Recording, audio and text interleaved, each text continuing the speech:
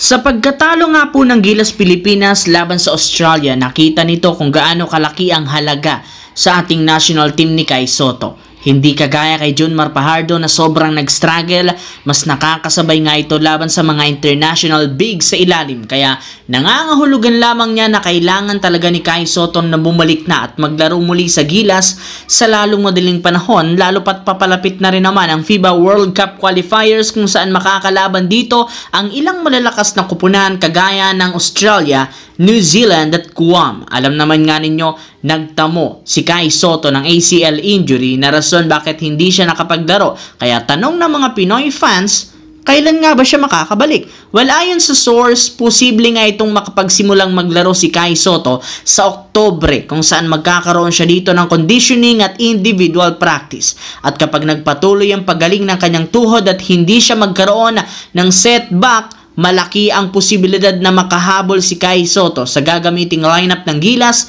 sa FIBA World Cup qualifiers na magsisimula na sa katapusan ng Nobyembre. Samantala, nininaw ng Los Angeles Lakers balak ng front office na bumuo ng lineup para sa future ni Luka Doncic. Kaya ito ang mismong dahilan bakit karamihan sa mga kinuha nila puro mga batang player. Base sa balita ni Dan Wook, hindi lang naman role player ang target na makuha ng Lakers bagos ang pinaka-ultimate goal ngayon, makasungkit ng isa pang generational talent na may pangtatandem kay Luka Doncic. Kabilang sa mga target, it's either si Giannis Antetokounmpo ng Milwaukee Bucks o di kaya si Nikola Jokic mula sa Denver Nuggets. Though parehong merong kontrata ang dalawang player na ito, wala pa rin naman silang pinipirmahang bagong extension. Para nga sa inyong kalaman, hanggang 2027 na lang naman pareho ang kontrata nila sa Nuggets at Milwaukee. At kapag wala sila ditong nakuhang kontrata, sabay silang papasok sa free agency. At dyan na nga papasok ang tsansa ng Lakers na kunin si Giannis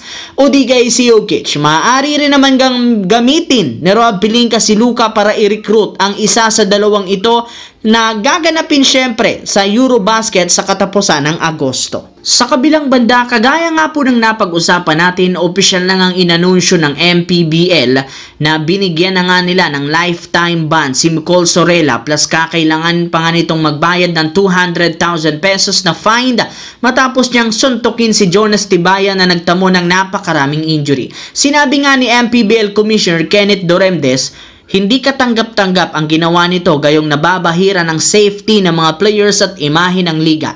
Pero hindi rin naman naiwasan ng ilang mga fans na magtanong, bakit nga ba ginawa iyon ni Micol Sorella kahit man alam niyang sa simula pa lang posibleng maban siya?